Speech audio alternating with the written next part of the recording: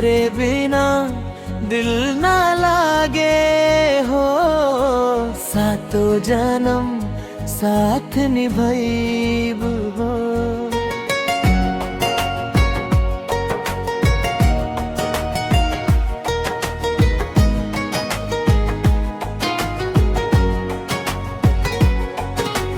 चांद जैसन मुखड़ा तोहार, नैना करे जादू अपार।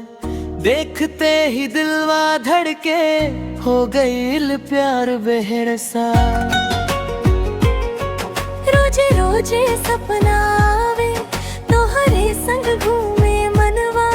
हंसी तोहार जान ले ले, बन गईलू तू धड़कनवा। दिलवा तोहरे नाम कर देनी, जानो से ज्यादा प्यार कर देनी। 7 मिनट ना 7 जन्म ले, साथिया तोहरा साथ रहबनी।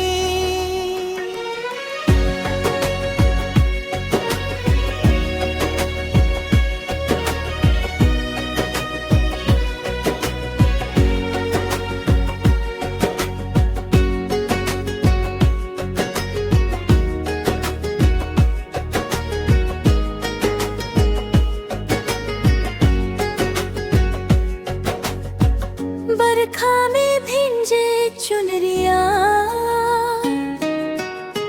संग चलेला मोर सवरिया।